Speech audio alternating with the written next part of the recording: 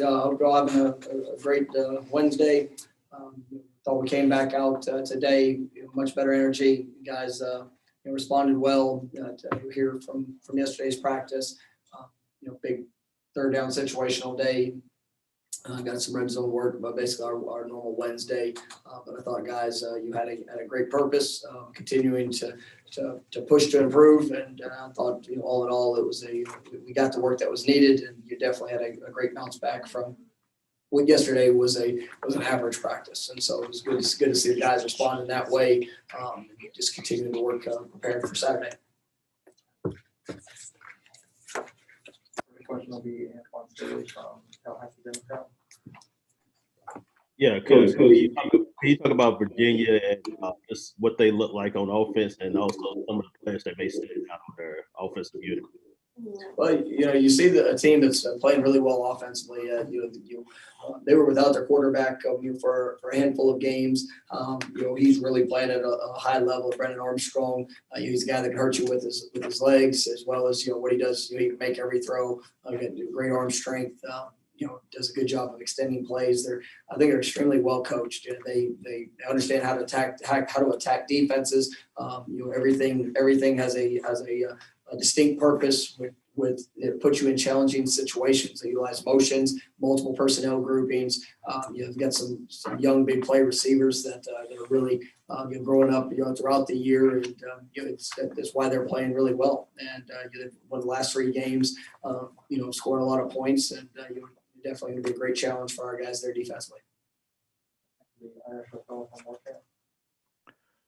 I was curious, what do you usually do with your team on Thanksgiving, and then is it any different than what you would normally do because of COVID and everything else? How are you guys going to handle Thanksgiving?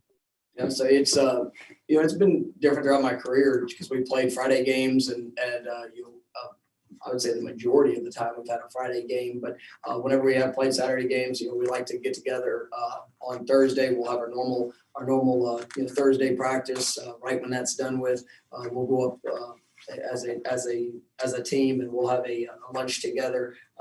Just a time to spend as an entire group, and an opportunity to just visit and show the gratitude that we have for each other, and obviously the situation that you get to be a part of. You'll be a part of this program, so it's going to be a nice meal, and then in the afternoon, guys that are local.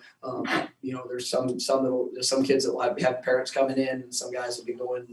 You'll be able to spend time with their families. So it's a special day. It's one that you always want to take a moment and be together. And we'll do that there tomorrow. Ryan Kelly from WCTV. Hey, Coach, whenever you go up against Bronco Mendenhall squad, they're not a team that likes to beat themselves a lot. They're second in the ACC in terms of fewest penalties, just behind Notre Dame. How important is it to stay disciplined against a squad like UVA? I mean, it's critical, and it's something that we've hit on throughout the course of the year, and something that we're working to do a better job, as I have seen improvements as the year has gone on with our guys. The awareness that we've cut down on the some of the foolish penalties, and even though we still have had some that have showed up in inopportune times, that's something that's going to be big in this game. And this is a big physical football team that's going to be aggressive in all aspects, and we've got to play that with the same mentality. Have opportunities to be able to. We've got to find opportunities to be able to run the football, as well as win those one-on-ones in all aspects. And these are games that you like to play in, because it's going to be a team that does things the right way, and you got to play at a high level to put yourself in a position to achieve success. Coach, you've taken the opportunity the last couple of Wednesday to share personnel updates. Just wondering if there's anything to share today. No, sir. Everybody's good at practice today.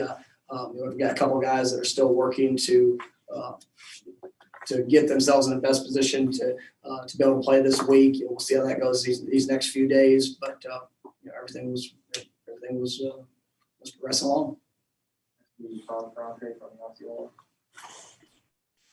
Hey, Coach, earlier in the week, we asked you about Bronco from an X and O standpoint. but curious about your observations from a distance about how he's rebuilt Virginia after they've had some really difficult seasons up there. Just, curious if you've talked to him or just have any reflections about what he's done up there. Yeah, haven't had any direct conversations with him. As I mentioned earlier in the week, I know their strength coach really well. Just spent the majority of my coaching career, as assistant with him, and that mindset, the approach. It is toughness, physicality. Guys that play the game the right way. Fundamentally sound. And that's there definitely is a process of what it takes to win games, and they do it the right way. And I think you've seen that here these last few years, just how the program has grown. I mean, yes, they've had some special players that have helped to accelerate that along, but you see that continued improvement, and that's something that I have a great deal of respect for, and it's why Coach Mendenhall has been as successful as he has throughout his career as well.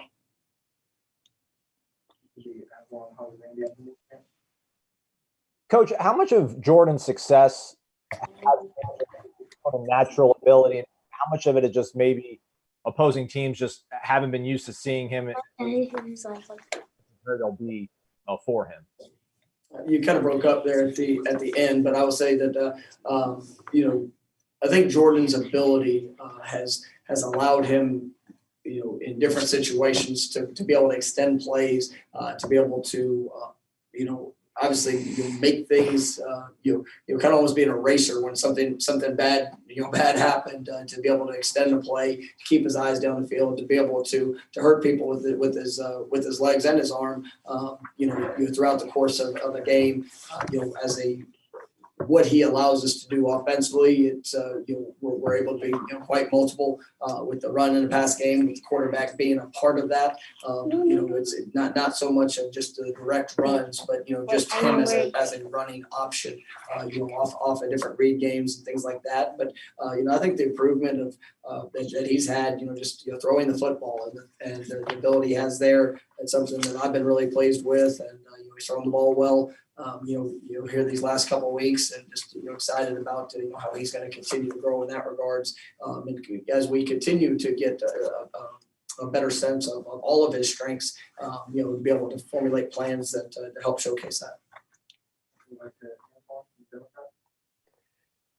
Just talk about the growth that you've seen from this defense, especially coming into camp, leading up to now, heading into late November. Well, obviously it's been an up and down year, and defensively, I think guys are really settling in regards to the importance of the details, and making sure that we go out there and we're working to play 11 as one. Like we talked about coming off the last game, it's still the situational awareness of what we need to do and what we're trying to take away. That showed up, not in a real positive way there on third downs, and so that's something we're going to have to continue to grow and continue to emphasize. Especially there were some of the guys, the younger guys there in the defensive backfield, but that's been a big point for us. But when you see the improvements in the run game, we got to eliminate the missed tackles. That's kind of allowed a couple of the bigger runs here these last few games out. But I mean, you're seeing tighter fits. You're seeing guys, 11 guys working play as one and being in the right spots. Now we just got to continue to go out there and execute at a high level. Coach, you talked about plans as far as the team, but you as a first-year family in Tallahassee, do you have anything special planned? Do you have any special Norvell family traditions as far as Thanksgiving goes? We're gonna spend it together there Thursday night. Obviously, we've got some things that we got to do. They're actually sitting right here in the press conference, so they're telling me what we're doing. No, it's a joy. They'll be our coaches' families will be there tomorrow with the team. I got a couple things that I'm going to have to do right afterwards with coaches and make sure we have everything with our game plan. Continuing to work on our schedule, but we'll be able to spend Thursday night, evening and night together, and I know we're able to do a great job. Putting together a wonderful meal. So it's got to be because she's sitting right here. So. All right, last one will be our.